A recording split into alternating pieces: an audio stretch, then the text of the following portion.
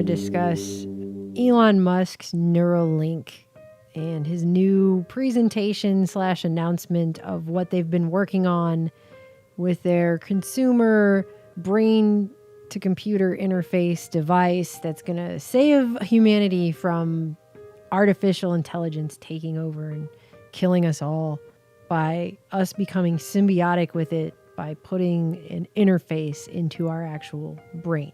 And ultimately to help secure humanity's future as a civilization relative to AI. I do want to emphasize that it's not going to be like suddenly Neuralink will have this incredible neural lace and start taking over people's brains. Okay? It will take a long time.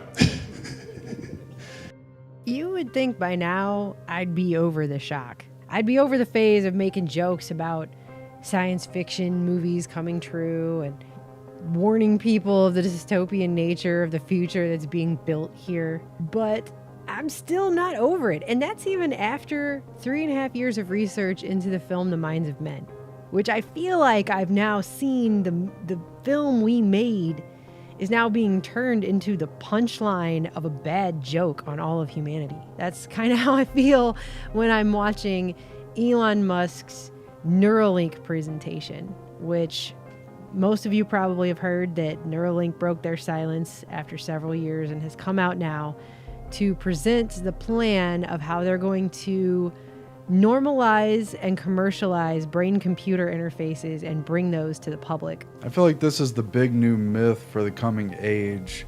They really want to get people on the grid in the most personal, intimate kind of way by having their brain controlled by an electronic device. And this is the greatest or the worst sales pitch of all time. Meaning that we can ultimately, this is going to sound pretty weird, but achieve a sort of symbiosis with artificial intelligence. Aaron and I sat through and watched this, and we're just going to play a few clips from this. You put a link, you can go watch the whole hour and 45 minutes for yourself if you really want to subject yourself to it. It took us a while to watch this and make this video because we knew going in this was going to be extremely depressing. And even with someone like Elon Musk selling it to you, it's still extremely depressing. In fact, maybe more so considering how many times he made jokes and laughed about it. And I haven't met anyone who wants to get rid of either the cortex or the limbic system. Because like everything's got robust electronics and algorithms at this point. But not threads. I feel like I'm in Transcendence. I was in Transcendence. And the jokes aren't funny. It's basically Bluetooths to your phone. Because we'll have to watch the App Store updates for that one. Make sure we don't have a driver issue. Updating. And the laughter's creepy.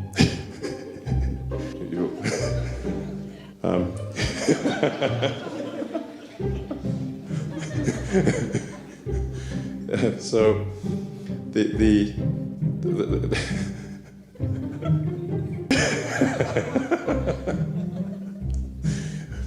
I mean, at one point he even makes this joke. It's not like we're just going to have this neural lace and start taking over people's brains.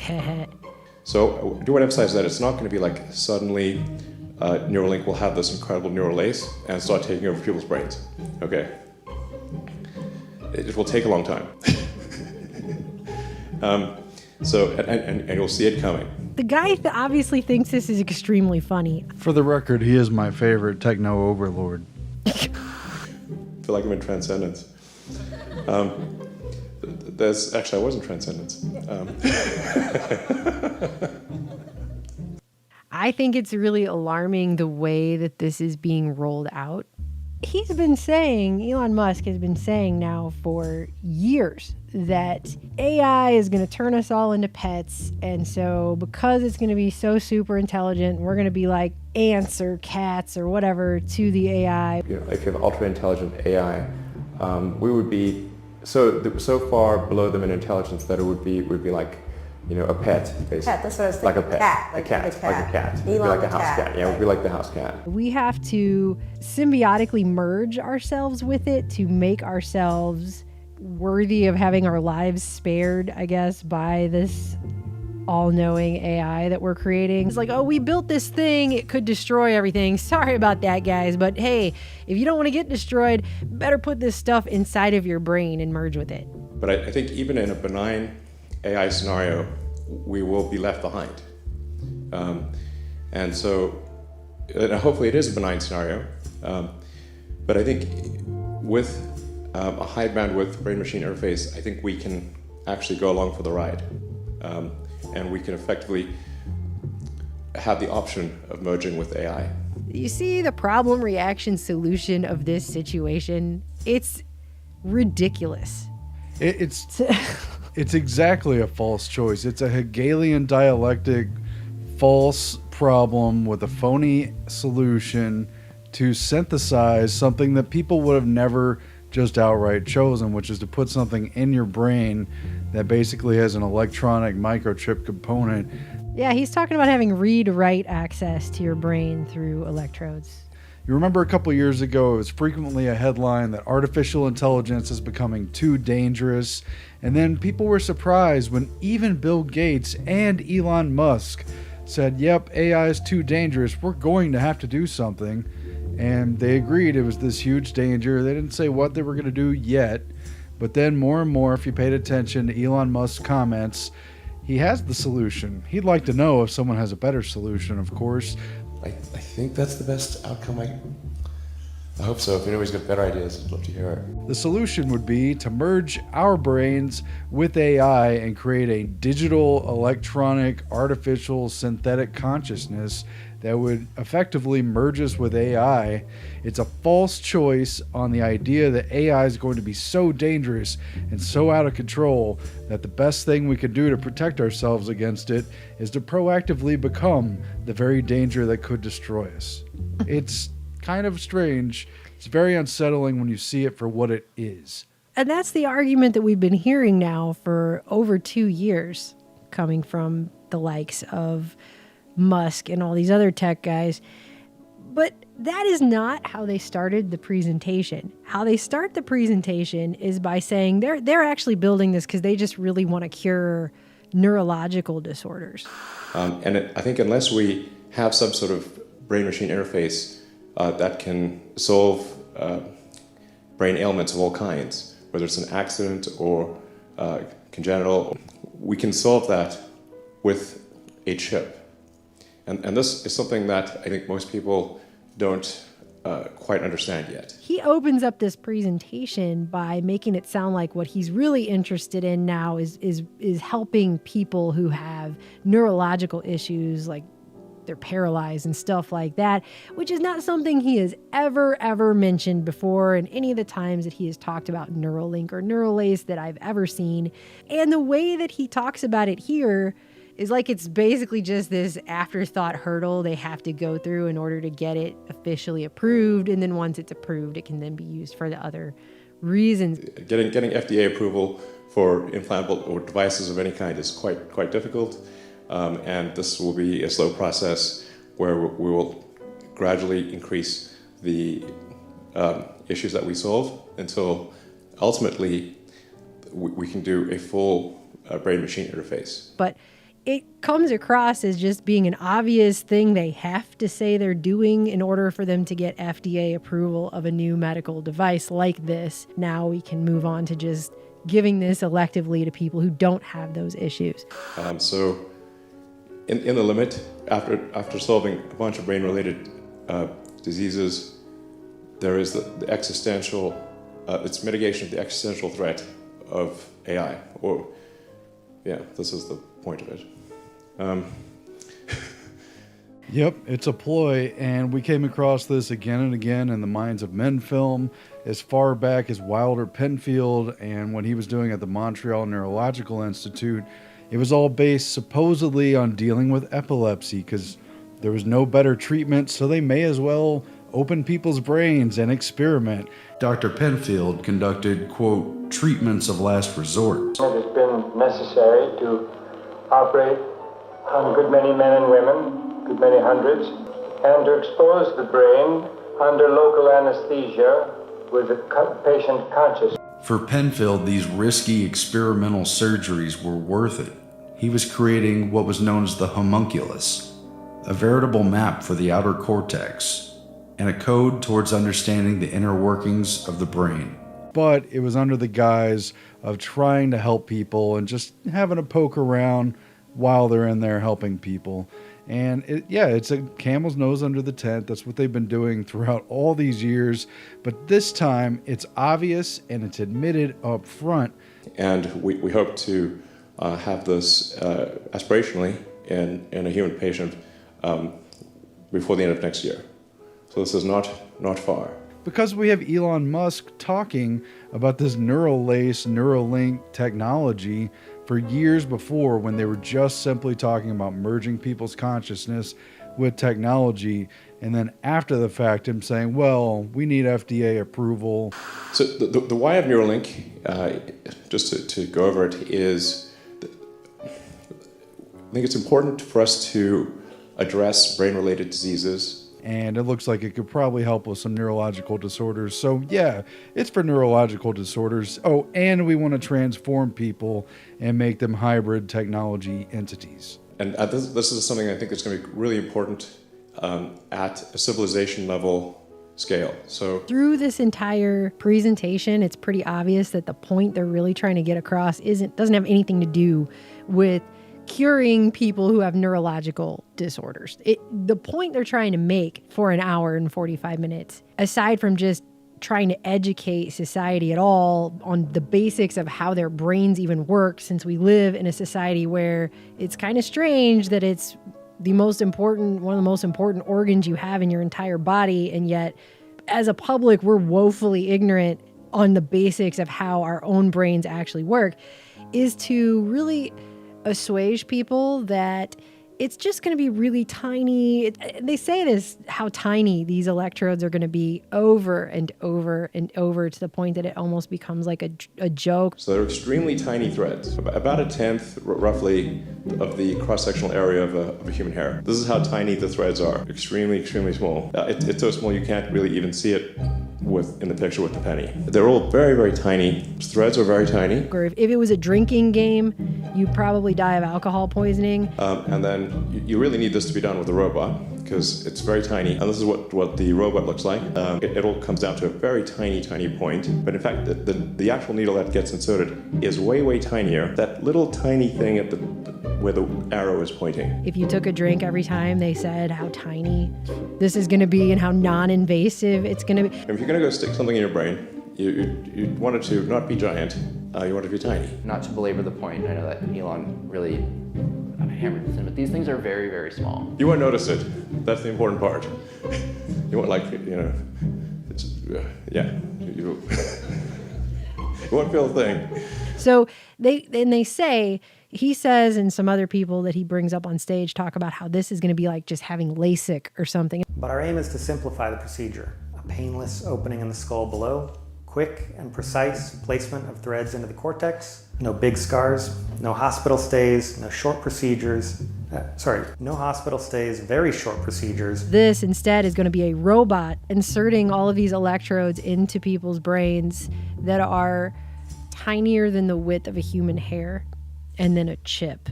This is what the chip looks like.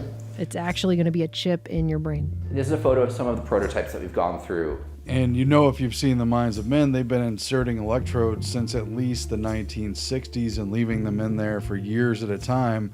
But there's been a lot of cases where it's caused brain damage, hemorrhaging, destruction certainly of individual neurons and tissue areas and stuff. So it's not without its dangers. They claim they've rectified this now, but keep in mind they said that stuff was safe at the time. One of the things that really creeped me out watching this is just how they're going to start doing this surgery, and how easy and painless and seemingly not a big deal they're going to try and make this for everyone. Because that was one of the main arguments, going back to The Minds of Men, that was made time and again about this technology when it did come out to the public, was just that it's such an invasive surgery. It takes highly trained neuroscientists to perform this surgery. They can't just, this isn't something they can just abuse and widespread do to people. It's labor intensive. It's they made these arguments over and over. They could never do it to the whole population. It could never be done to everyone. And they said that again in the 70s when all the revelations came out. They were saying that kind of stuff. And so they've taken that criticism, and now all these years later, they've created a procedure that is going to be done by a robot. It will be overseen by a neuroscientist, but it's going to be performed by robots. And they were talking about how they've designed a new robot specifically to put these tiny electrodes into people's brains. It's going to be like an outpatient thing. It's just going to require a local anesthetic. It's not going to be that big of a deal at all. So they've taken that one argument as to how this couldn't be abused or misused, and they've thrown that out the window because they're going to scale this up with robots performing this surgery all over the place. It's going to be a very simple procedure. And on top of that, it reminds me of something that Dr. Robert G. Heath out of New Orleans, who did unethical experimentation for the military. He's tied to the MK Ultra experimentation. And we actually played a clip of him in the film where he was interviewed for the media, and he said something like, well, I don't see how it could be abused or misused. The control for the stimulation of the brain is in the patient's hands. There's no way that I can see that it could be abused or misused. If the patient doesn't want to stimulate himself, he doesn't stimulate himself. The control is in his hands. But some people fear that the control won't stay in the patient's hands. This is going to be wirelessly connected to a phone app. For our first patients, we're looking at four sensors, 3 in motor areas and 1 in a somatosensory area, which are connected via very small wires tunneled under the scalp to an inductive coil behind the ear. And that connects wirelessly through the skin to a wearable device that we call the Link, which contains a Bluetooth radio and a battery. It'll be controlled through an iPhone app. You won't have to go to a doctor's office and have them have an exotic programmer to configure it. I mean, how many times have we been told, not just that back doors are built into all of this technology, we've been told that over and over again, not just with Snowden leaks and WikiLeaks and all the stuff that came out by the CIA, but we've been told time and again that anything connected to the internet can be hacked, anything. So why would anyone right there want to connect their brain to anything like that, knowing that that's even remotely a possibility? And Musk even makes these jokes. He makes jokes and he's laughing and making jokes throughout this entire presentation. And one of the jokes he makes is that it's so funny, right? Because this is just hilarious. One of the jokes he makes has to do with how it's not going to be used for ads, because that would be really unethical, because there's nothing you could do to stop it at that point. Yeah, because it's in your brain. So there's no advertising. I mean, Jesus. I mean, you'd have really no escape. We cannot do that. That would be ethical barrier. Yeah, I mean, what came out in the 60s and 70s alarmed people so much that you had newspapers and TV programs asking the questions about mind control, and they tried to allay people's fears and soothe them and say, yes, but it's never going to happen. Well, they didn't lose interest in the brain. They wouldn't lose interest in the brain. And so all the advances in technology since then have unsurprisingly allowed tinier and tinier applications in dealing with the brain, have allowed more precision and greater technological invasion.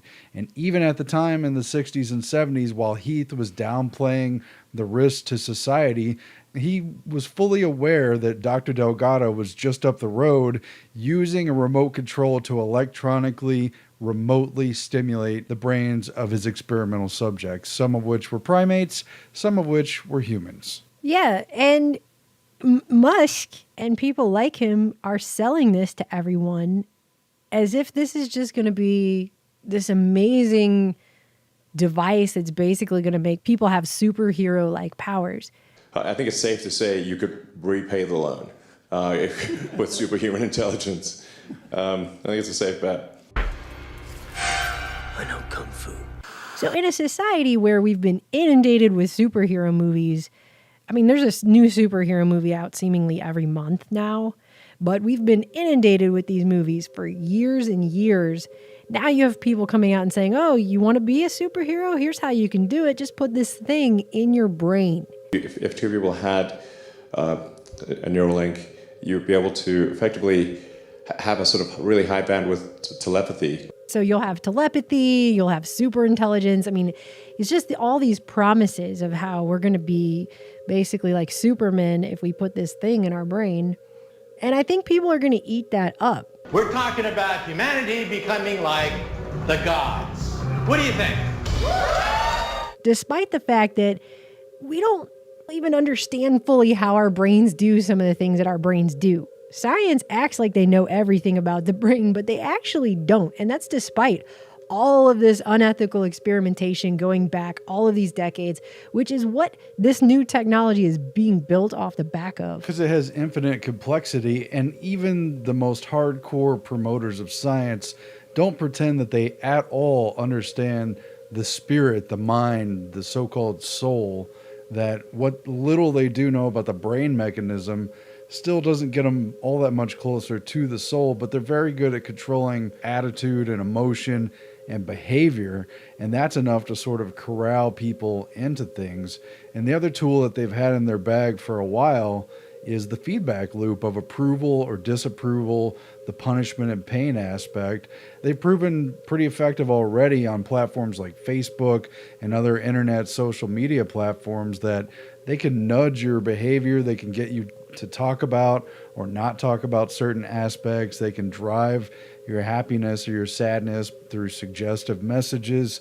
And when that's all happening in a streamlined fashion in the brain being transmitted, it's going to contribute to groupthink and approved thoughts. It's going to make it harder and harder to think independently, especially if that independent thought disagrees with the mainstream conglomerate, the emerging hive-borg that they're building. I mean, that's already happening now just with the censorship that's going on. You've seen how people on YouTube have said they're censoring themselves because of it. And that's before we get to a point like this.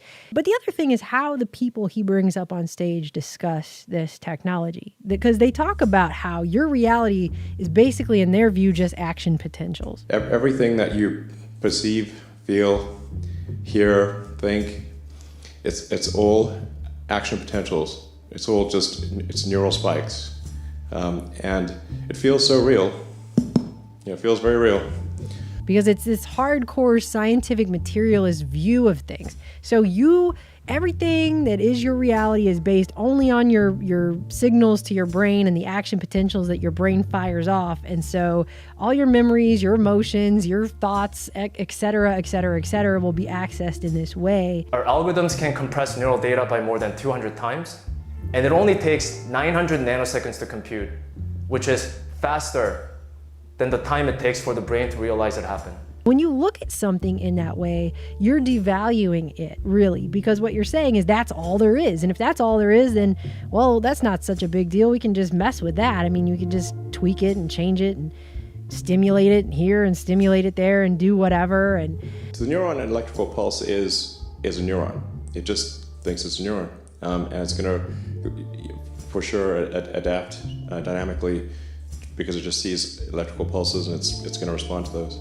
I don't feel like they really spoke to how that's going to affect people. There was a question at the end, and they didn't give mics to the people asking questions, so they didn't repeat this person's question the way they repeated everyone else's, so there wasn't any way to tell, but based on their answers, you could kind of tell what her question was. Oh, okay. What's your answer to what do you think we should do? I mean, we're open to ideas here. The overarching objective is to make the future better, aspirationally, and to hopefully not pave the road to hell with good intentions. And she asked something about what's going to happen in a world where you are erasing challenges, people's neurological issues, possibly pain, how that's going to change people, because going through some of these painful things is part of what makes us human. It's part of what makes us understand, like pain, having pain is part of what makes you understand how good it is to not have pain, things like that, like on a very base level.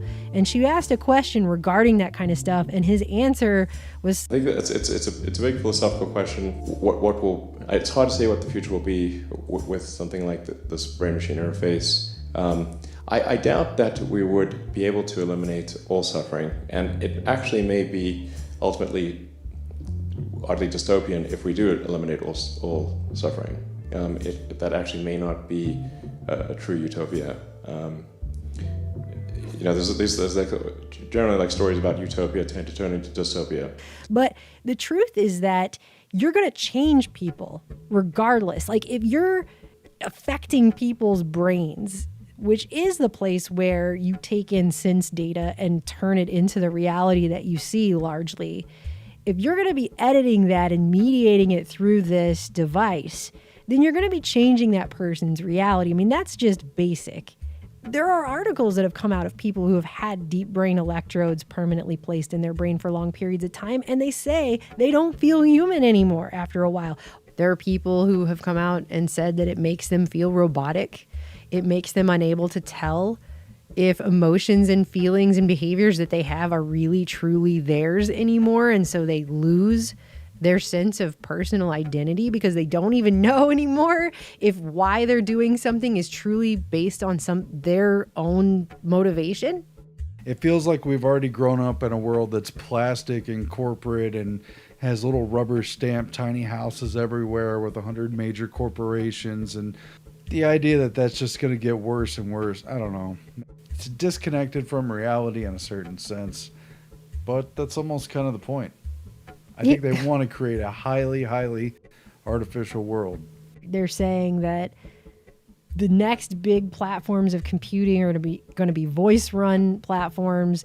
They're going to be VR and augmented reality platforms. And then you talk about plugging things literally into your brain that are mediating the sense data coming into your brain. You have read-write access. That's how they're actually saying it now. We're to the point where they just are openly, blatantly stating that this is what these devices are going to do. They're going to have a robot that is going to insert all of these tiny electrodes into the brain tissue, sew it in there like a robotic sewing machine, just sewing these little things into your brain.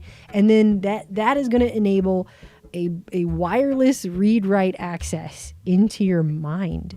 I'm entirely creeped out that after doing research, even 20 years ago when I had basically just read Ray Kurzweil, it was evident that they had planned for a man-machine symbiosis all along, and they were just waiting for it to become sophisticated enough to have a direct input-output, which is the exact terminology Elon Musk uses over and over. The thing that will ultimately constrain our ability to be symbiotic with AI is bandwidth, the input and output speed.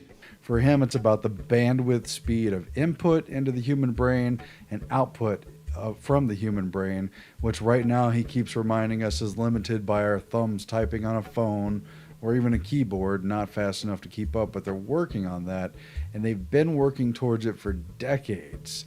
It's so creepy that this plan has been long-term and extremely methodical and premeditated, but you have these CEOs and these salesmen like Elon Musk acting like they just thought of it last Wednesday. It's just something I came up with a couple years ago. Right now, just let us know if you have a better idea. If you have a better idea, I'd love to hear it. Oh, come on by. As if this isn't something they've been working on and testing on people for 60 plus years.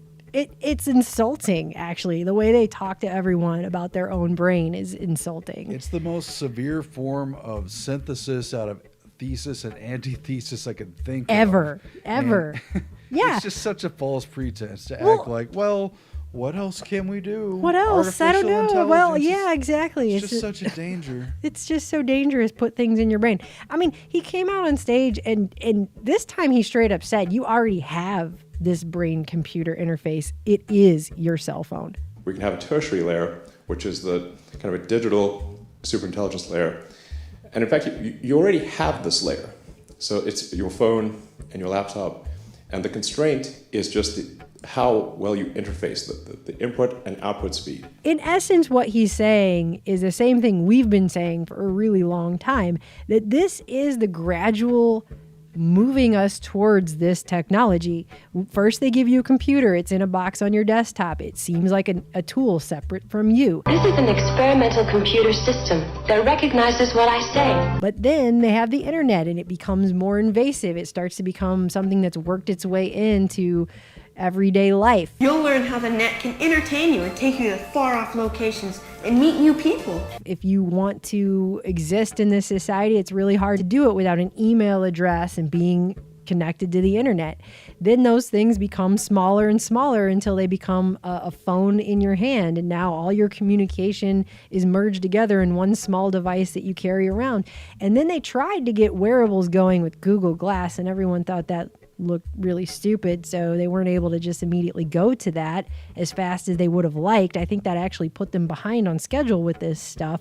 But you have seen that the computers have gotten smaller and smaller. They're becoming wearables. People are talking to them now on their counters in their kitchen with the Alexa, Echo devices and the Google Homes and Siri and all this kind of stuff. And it's just becoming more and more invasive until it gets closer and closer to your person, until eventually it goes inside of your person.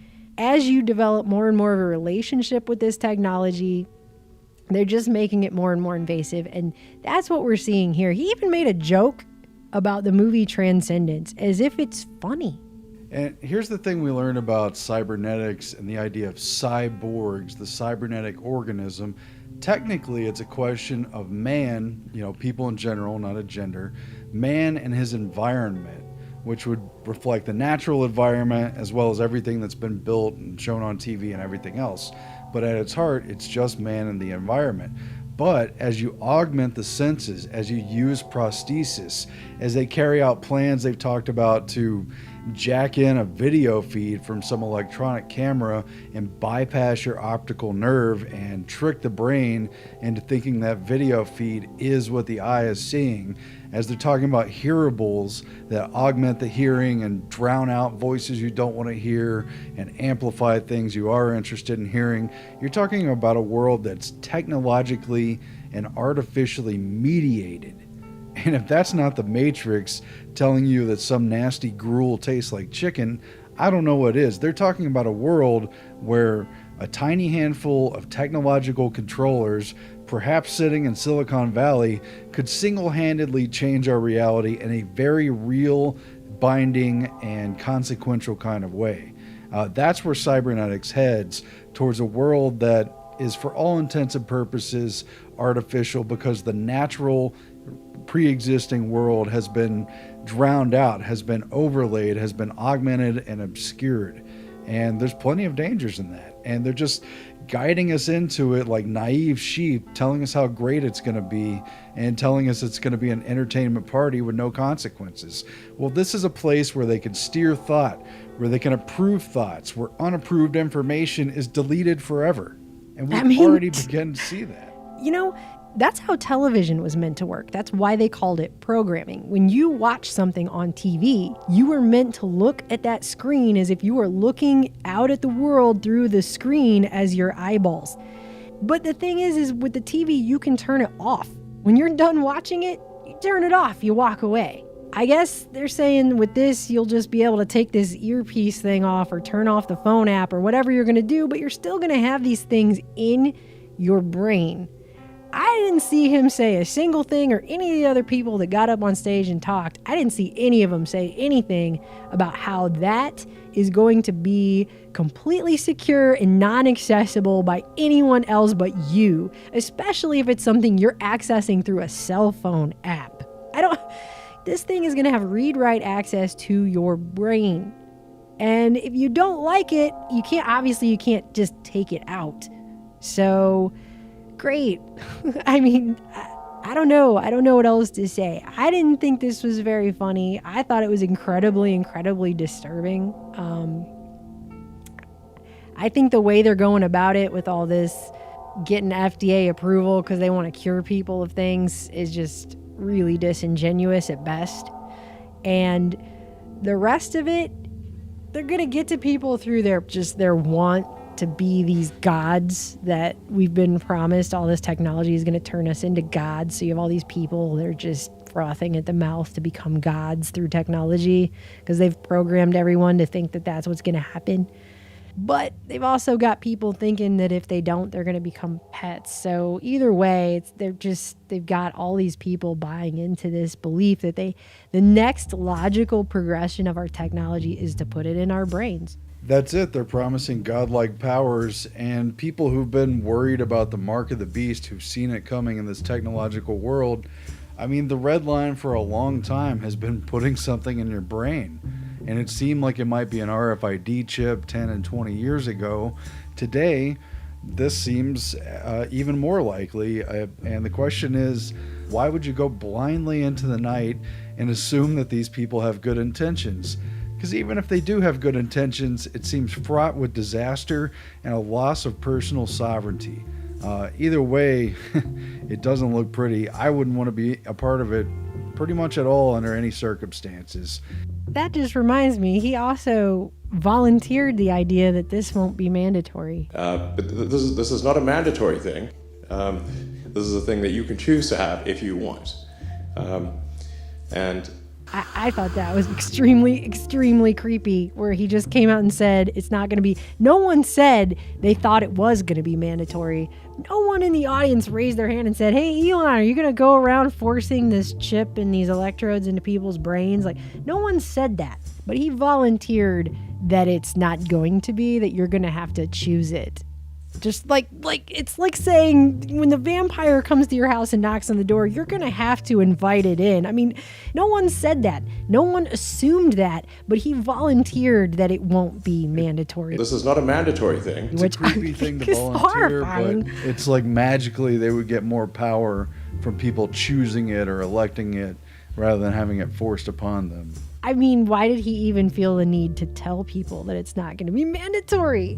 Obviously, he must realize that there's obviously people who are going to be concerned about that because it's staring everyone right in the face what this is. I know you've all been watching the Twilight Zone episodes in the lobby.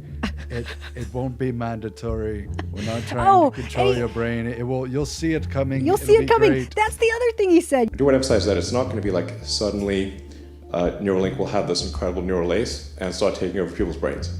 Okay, it will take a long time.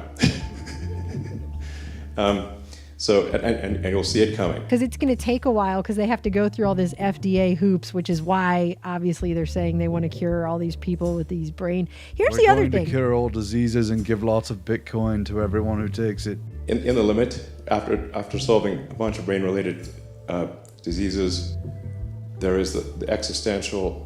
It's mitigation of the existential threat of AI. It's not just Elon Musk and it's not just Neuralink. It's Facebook and other big tech platforms that are coming out talking about how they're going to read your brain and all this stuff. Facebook right now, it just came out in MIT Technology Review, an update on the Facebook brain experiments. Don't you think it's interesting that all of these tech corporations are moving towards brain experiments and putting things in people's brains? So now Facebook has been doing research, and supposedly this is on volunteers. They're developing speech decoders. They're doing research on people who have epilepsy, people who are undergoing brain surgery for epilepsy, trying to read and decode the thoughts from their brains without them speaking. They're also working on systems that listen to the brain from outside the skull using fiber optics or lasers to measure changes in blood flow and try to read information from that to read people's thoughts. And once again, you had this lady from Duke, Nita Farahany, who was at the Davos meeting talking about this. And once again, she's being interviewed or at least quoted in this MIT Review article about how the brain is the one safe place for freedom of thought, fantasies, and dissent. And she says, quote, "We're getting close to crossing the final frontier of privacy in the absence of any protections whatsoever, because once again, they have not baked in protections for people's right to privacy in their own mind. They're calling it cognitive liberty, and it's almost like they just came up with that phrase so that they could then say we don't have any." We're on the precipice of them talking about implanting all these electrodes in people's brains. Facebook is trying to come up with this thing despite the fact that they just got hit with a $5 billion fine for deceiving Facebook users about how their personal information is getting used on the platform. Why would anyone trust them to put something on or in their head that's going to read their thoughts? And why are they acting like this is just the natural, normal progression of technological evolution, that we should just cozy up to these corporations who make money off of our data and let them inside of our brains? Well, because technology's always been about conquering nature, and they've developed different ways of dealing with climate, producing crops using technology. They've intervened in different parts of the body. They have artificial lungs and artificial hearts, but the brain has still been elusive, and the mind much more elusive. And it's still the final frontier. It's the big final mystery of the reality that we inhabit. And so they want to conquer it. It's going to be their long-term goal. And they want people to think that they have a handle on it and that it's inevitable. It took us a while to get to this. Like we didn't even really want to watch it at first because we knew how it was going to make us feel, just based on everything we've already researched and everything. But then actually watching it and realizing this is where a lot of that research was always headed, to a place like this, and knowing all of the ways, not even all of the ways, I won't say all of the ways, but knowing a lot of the ways that this can be abused, misused, it can go wrong, it has gone wrong in the past. I guess I hope they've learned from their mistakes, but this is going to change people. This is going to really change people forever. This is not an elective procedure like, oh, Brad's mom is going to go get breast implants. Hope she likes the way she looks now, because if she doesn't, she can always just get them taken out. This is your brain. This is not the same. I don't care if they make it into a procedure that's like getting an infected toenail removed and you could just do it on an outpatient basis. This is your brain. Well, that's the thing. The direction is clear and it's alarming, and society still has to make a choice. We could choose not to go in this direction, but we're being literally herded to a pre-fenced area. We're being shoved down a bowling lane where there's gutters and borders to it. And, you really got to go against the current to say no to this in a positive way. And we're reaching the point where society is becoming a moth to flame.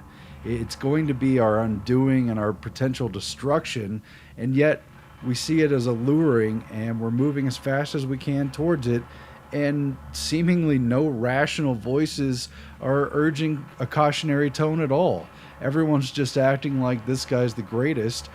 They literally said in a news clip I saw recently, well, it's going to happen eventually, sooner or later, and he's the guy to do it. The half human, half computer kind of thing. The Borg. We are the Borg. The Borg, thank you. Borg. Right, yeah. I mean, do you really want to go there? I understand people want to enhance. It's going to happen at some point. I mean, and he's the guy to do it. The Borg. Really? That's the choice we're supposed to make? We do have the power to say no to this. The question is, why are we letting ourselves be magnetically drawn towards a personality promising us false powers of God? If they continue to change and upgrade and edit the way that we interface with this technology, and say in 20 years it's not a keyboard anymore, now in 20 years you pretty much have to have a brain-computer interface, that's the only way you're going to do it. If they make that into the way that technology interfaces with people, if that's the way that they claim everything is headed, and this is just the way it's going to be and the standard in the future, it's going to be a lot harder for a lot of people to say no and make that choice. And that's the thing. The mark of the beast isn't mandatory either, but you can't buy or sell But without it sounds like it's going to be incredibly hard to live in society without it if But you if can't you buy or don't- sell without it, which is exactly where the technology is headed with this stuff. You don't have to have it, but if you don't want to be basically an ape to a human, you better get it so you can keep up with technology. That AI sure is going to be smart. There's only one way to keep up with it, to become the AI. It's a weird devil's bargain. But don't worry, you can choose to have it if you want to. Of course, that choice will only be valid until we get to a society where you can't interface with our technology unless you have it. And it will be incredibly easy once they get a lot of people on board for this to just say, well, that's going to be the new predominant platform. So it's pretty much the elephant in the room, which is why he had to preemptively say, don't worry, it isn't going to be mandatory, because he knows that it's not mandatory, but the economy's totally screwed, and the only way to get UBI is to use your Neuralink upload with the Bitcoin credits, and they're going to induce people to do it voluntarily to get all the economy into the digital imaginary space and out of individual people's hands. It's a taking away of personal power. It's a destruction of all that's left of the original world, really. And that's the world that we're looking at now. I mean, that is the cybernetic world that we as a human race are facing. And I don't think people get it. I mean, it may not be 10 years, it may not be 20 years, it might be 30 or 40, but this is where they're taking society, and they're saying this is inevitable, this is where it's all headed, this is the way it's going to be. It really, it insinuates a general ignorance of most people who are even paying attention enough to watch a presentation like this. You're talking about putting something inside your brain. The last bastion of your autonomy and freedom, your brain. You're going to put something in there that's hooked up to these corporations, to this system, so you can hook into Google? Really? I mean, how stupid does that sound when I say it? It sounds really stupid to me. So, in the limit, after solving a bunch of brain-related diseases, there is the existential, it's mitigation of the existential threat of AI, or yeah, this is the point of it. What are you going to have to give up as far as your humanity in order to have these, I don't know, it's what sounds to me like a bunch of dinky quote-unquote superpowers that they're promising? Yeah, the myth is really troubling that people would swallow it and fall for it. And the sad truth is it looks like people would sell their souls for a dime's worth of pleasure in a theme park. A 2 millimeter incision, which is dilated to 8 millimeters, and then the chip is placed through that, and then it goes back to being 2 millimeters, and you can basically glue it shut. You don't even need a stitch. And then the interface to the chip is wireless, so you have no wires poking out of your head. Very, very important. It's basically Bluetooth to your phone. Because we'll have to watch the App Store updates for that one. Make sure we don't have a driver issue. But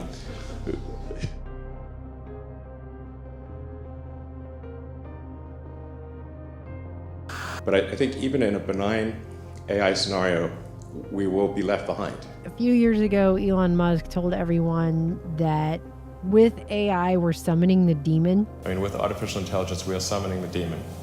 And now he's telling everyone that we need to go along for the ride with the demon. With a high bandwidth brain-machine interface, I think we can actually go along for the ride, and we can effectively have the option of merging with AI. I mean, with artificial intelligence, we are summoning the demon. You know all those stories where there's the guy with the pentagram and the holy water, and he's like, yeah, you sure you can control the demon? Didn't work out.